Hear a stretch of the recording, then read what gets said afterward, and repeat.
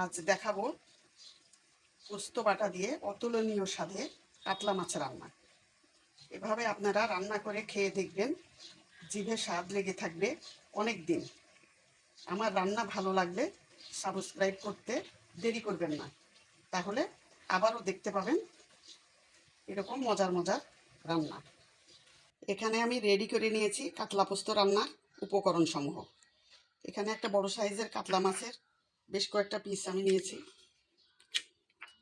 এটা হলুদ, লবণ, ওখানে একটু মরিচ দিয়ে মাখিয়ে নিয়েছি।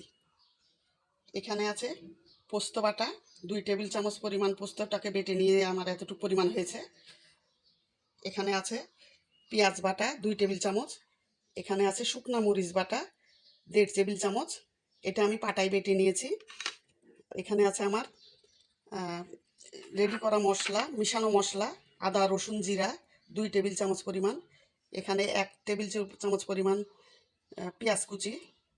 এখানে লবণ, হলুদের গুঁড়া, ধনিয়ার গুঁড়া। এখানে আছে হাফ কাপ পরিমাণ সরিষার তেল বেরেস্তা করে রাখা আছে। এখানে জিরা ভেজে ফাঁকি করে নিয়েছি।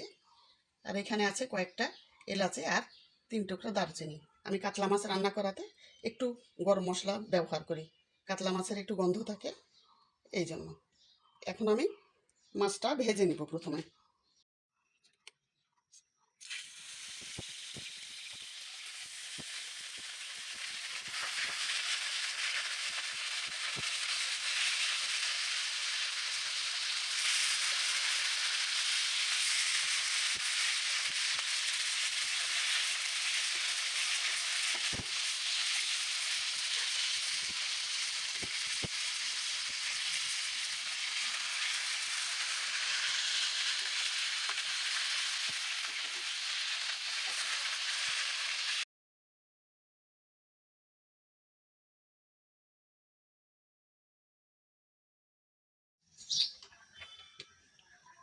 কড়াইতে তেল ঢেলে দিলাম। এখন আমি একে একে সব মশলাগুলি দিয়ে দিব।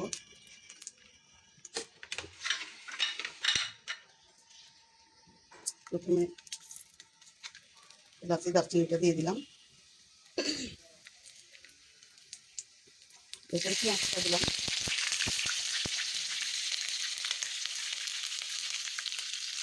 বাটা মশলাটা দিয়ে দিলাম, আদা রসুন জিরা বাটা।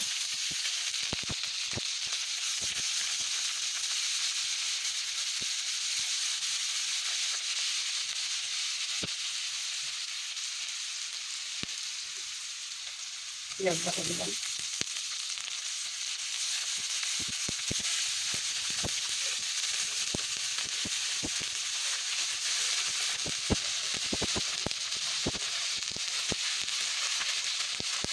বাটা মরিচ দিয়ে দিলাম, নেড়ে করে নিচ্ছি। ভালো করে কষিয়ে নিতে হবে এটা। পাউডার মশলা দিয়ে দিলাম।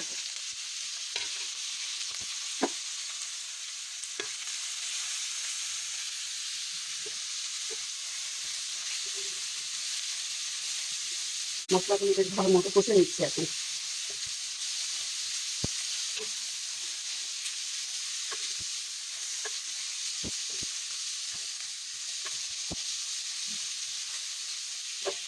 কিছুক্ষণ কষে নিয়ে আমি একটু পানি দিয়ে দিলাম।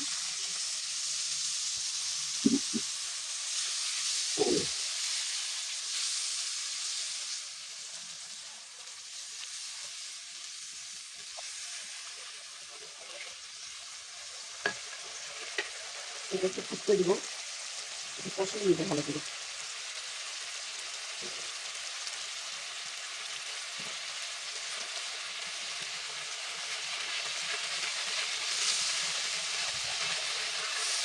এখন কত সুন্দর কালার হয়ে গেছে। এখন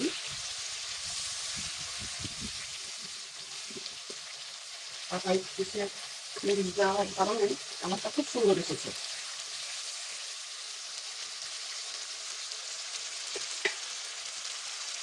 এখন আমি মাছগুলো এক এক করে দিয়ে দেবো।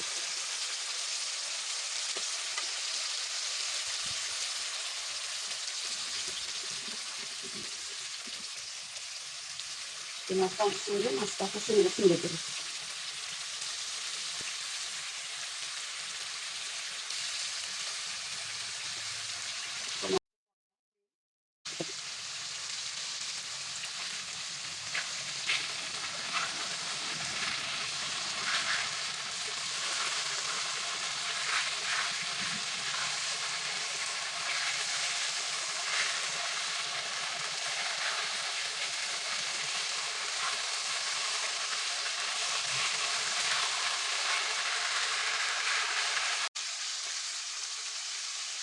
মাছটা মশলার সঙ্গে খুব সুন্দর কষা কষা হয়ে যাচ্ছে।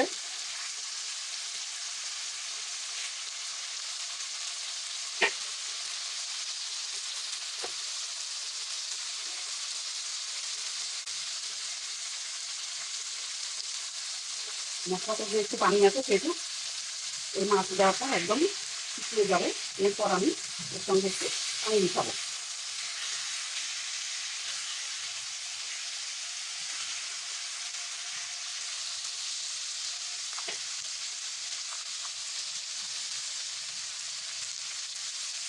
এই দেখেন এখন মাছ এবং মশলা থেকে তেল ছেড়ে আসছে। এখন আমি একটু পানি দিব। এখানে একটু পানি দিলাম। যে কোনো রান্নাতে 3 বার অন্তত পক্ষে পানি দিতে হবে, তাহলে রান্নাটা অনেক টেস্টি হবে। আমি এটা ঢেকে দিলাম 3-4 মিনিটের জন্য। 3-4 মিনিট পর আমি ঢাকনাটা খুললাম। এই যে পানি অনেক কমে গেছে। এখন আমি নেড়ে চেড়ে আরেকবার পানি দিব। মাছ ভাঙবে না, মাছ এমনভাবে নাড়াচাড়া করতে হবে যাতে না ভেঙে যায়। একটু নাড়িয়ে দিতে হবে তলা থেকে। এখন এখানে আমি আরেকটু পানি দিলাম, সামান্যই পানি দিলাম, খুব বেশি পানি দেওয়া যাবে না, অল্প অল্প করে পানি দিয়ে রান্না করতে হবে।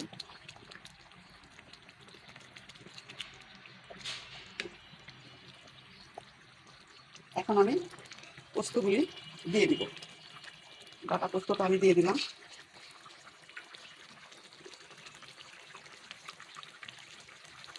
পোস্ত দিয়ে আমি নেড়ে চেড়ে মিশিয়ে দিব মাছের সঙ্গে। পোস্ত এবং মাছ এখন ভালোভাবে জ্বালবে, সুন্দর একটা ফ্লেভার আসবে।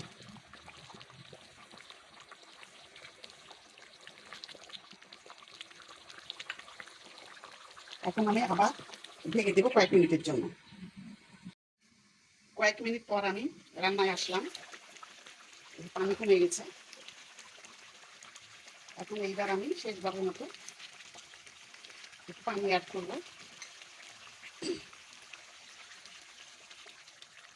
এটা একটু বেশ ঝোলঝোল হবে।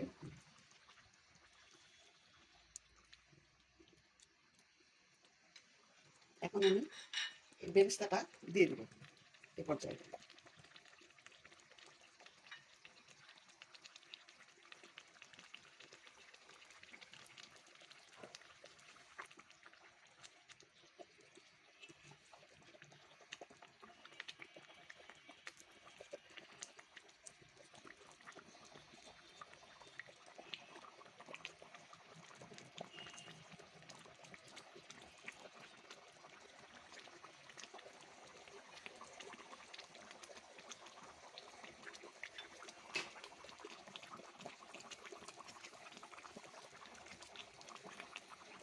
পাতলা পোস্ত রান্না আমার প্রায় হয়ে এসেছে।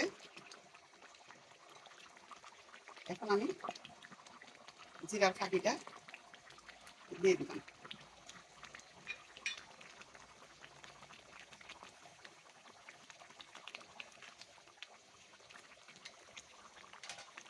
এক 2 মিনিটের জন্য একটু দমে দিলাম। আঁচটা একটু কমিয়ে দিলাম।